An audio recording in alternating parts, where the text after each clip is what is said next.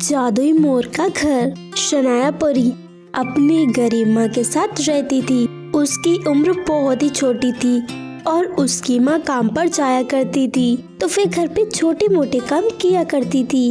एक दिन उसकी माँ काम पर जा रही थी। बेटा मैं काम पर जा रही हूँ, तू घर पर ही रहना। ठीक है माँ, मैं घर पर ही रहूंगी। लेकिन माँ, वो मुझे आपसे कुछ कहना है। हाँ बोल ना बेटी। मेरे एक दोस्त के पास एक बहुत ही बड़ा मोर का खिलौना है और फिर बहुत ही बड़ा है। तो बड़ा ना सही, क्या आप मेरे लिए छोटा सा ही मोर का खिलौना ला देंगी?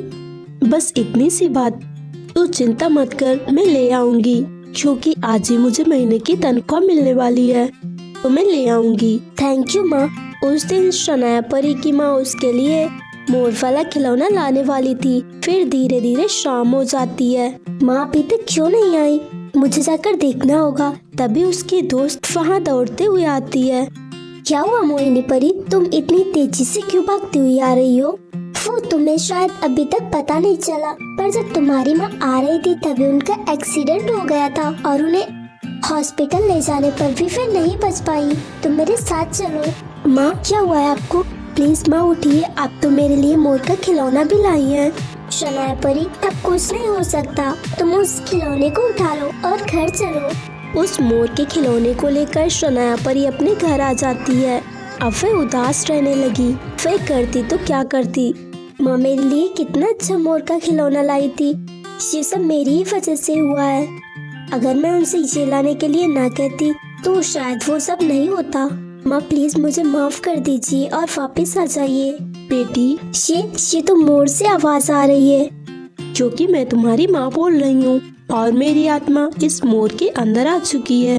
फिर तो आप हमेशा मेरे ही साथ रहेंगी ना? नहीं बेटा, मैं सिर्फ कुछ समय के लिए ही यहाँ आई हूँ, उसके बाद मुझे जाना पड़ेगा। लेकिन माँ, पर तू चिंता मत कर, मेरे जाने से पहले तुझे जो भी चाहिए मैं वो सब तुझे दूंगी। और हाँ, क्योंकि तू इस घर पे किराए पे रहती है इसीलिए कल मकान मालिक आने वाला है। तू चिंता मत कर, मैं तेरे लिए एक बहुत ही बड़ा अलग से घर बनाऊंगी, तो मेरे साथ चल। शनाया परी की माँ उसके लिए एक बहुत ही विशाल मोर का घर बना देती है। ये कोई साधारण घर नहीं बल्कि जादुई घर है। इसमें तुझे वो सब मिलेगा जो तुझे चाहिए। अब मुझे जाना होगा। पर माँ, मैं इतने बड़े घर में अकेले क्या करूँगी? तू चिंता मत कर, ये छोटा मोर हमेशा तेरे साथ रहेगा और तुझसे बातें भी करेगा, साथ ही साथ तेरा ख्याल भी रखेगा। ये सुनकर शनाया परी बहुत ही खुश होती है। सो फ्रेंड्स, अगर आपको ये कहानी अच्छी लगी हो तो वीडियो को लाइक कीजिए, चैनल को सब्सक्राइब कीजिए और हमें कमेंट करके ज़रूर बताएं कि आपको कहानी कैसी लगी। परी की जादुई डॉल। मोहिनी परी 10 साल की थी और कुछ दिन पहले ही उसके माँ पापा की एक एक्सीडेंट में मौत हो चुकी थी। मोहिनी परी का उनके अलावा और कोई नहीं था। वह हमेशा उदास रहने लगी। उसके पास एक क्यूट सी डॉल थी जो कि मोहिनी परी के पापा ने उसे गिफ्ट में दी थी, इसीलिए क्योंकि वह डॉल मोहिनी परी के पापा का आखिरी गिफ्ट था, इसीलिए उसे वह डॉल बहुत ही पसंद थी। वह सारे काम किसी तरह से खत्म कर लिया करती और फिर उस डॉल से बातें किया करती थी। उसने उस डॉल का नाम स्वीटी रखा था। एक दिन, स्वीटी, तुम्हें पता है मैं मम्मी पापा से कभी भी बात नहीं करूंगी। वो मुझे छोड़कर चले गए और कभी वापस भी नहीं आए। वैसे तुम मेरे साथ हो, इस बात की मुझे बहुत ही खुशी है। फिर एक दिन मोहिनी परी अपनी डॉल के साथ खेल रही थी, तभी वहाँ उसकी एक दोस्त आती है। अरे मोहिनी परी, तो इस बेकार सी डॉल के साथ खेलकर बोर नहीं हो जाती? तुम ऐसा क्यों कह रही हो? ये डॉल मुझे बहुत पसंद है। आखिर तुझे ये डॉल इतनी ज्यादा क्यों पसंद है? क्योंकि ये डॉल मुझे मेरे पापा ने दी थी। अब बस बहुत हो चुका और अब मैं इस डॉल की तारीफ भी नहीं सुन सकती। इतना कहकर रिया परी उस डॉल को कीचड़ में फेंक देती है। कितना मजा आ रहा है तुझे परेशान करने में।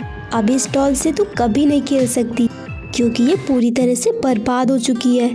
तुम ऐसा कैसे कर सकती हो? तू मुझसे बहस करेगी? तुझे पता नहीं कि मेरी माँ इस परी लोग की रानी परी है? ज्यादा बकवास करने की कोशिश की ना तो मैं तेरी शिकायत अपनी माँ से कर दूंगी। फिर वह हंसते हुए वहाँ से चली जाती है। मोहिनी परी किसी तरह उस डॉल को बाहर निकालती है और अपने घर पहुंच जाती है। ये तो पूरी तरह से खराब हो चुकी है, मुझे इसे ठीक करने की कोशिश करनी चाहिए। मोहिनी परी की काफी कोशिशों के बाद वह डॉल पूरी तरह से साफ हो जाती है। मुझे माँ पापा की बहुत ही याद आ रही है। अगर वो मेरे पास होते तो कोई भी मेरा मजाक नहीं बना पाता और मैं हमेशा खुश होती। बेटा, माँ, ये तो आपकी आवाज है।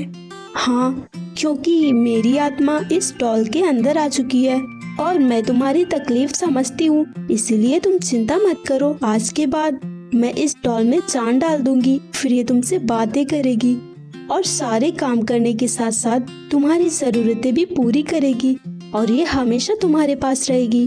पर माँ, मैं आपके साथ रहना चाहती हूँ, इसीलिए तो मैं ऐसा कर रही हूँ।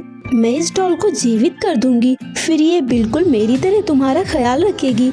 इतना कहकर उसकी माँ की आत्मा उस डॉल के अंदर से गायब हो जाती है और वह डॉल जीवित हो जाती है, साथ ही साथ बोलने भी लगती है। मोहिनी परी, बोलो, तुम्हें क्या चाहिए?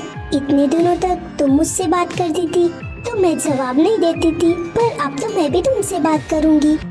ये सब सुनकर मोहिनी परी बहुत ही खुश होती है और खुशी से उस डॉल के साथ रहने लगती है। सो फ्रेंड्स, अगर आपको ये कहानी अच्छी लगी हो तो वीडियो को लाइक कीजिए, चैनल को सब्सक्राइब कीजिए और हमें कमेंट करके ज़रूर बताएं कि आपको कहानी कैसी लगी।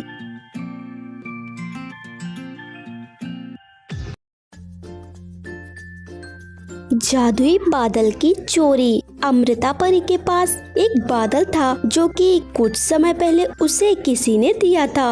वह जादुई बादल अमृता परी की मदद किया करता था और अमृता परी उसे बाकी परियों की भी मदद करने के लिए कहती थी। वहीं उसकी एक दोस्त थी रिया परी।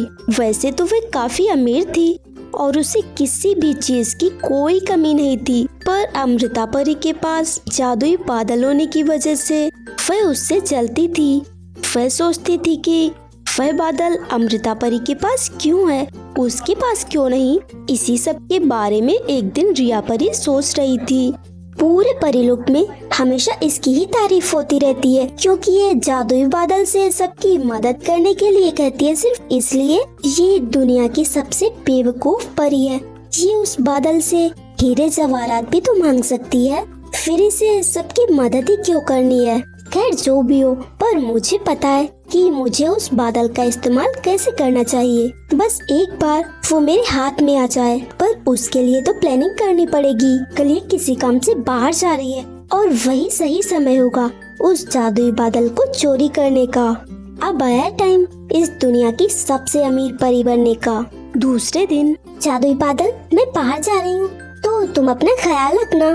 ठीक है, तुम जाओ, पर तुम तो ऐसे डर रही हो जैसे कोई मुझे चोरी करने के लिए आ जाएगा। नहीं नहीं, ऐसी बात नहीं है। ठीक है, मैं चलती हूँ। कुछ देर बाद रिया परी वहाँ आ जाती है।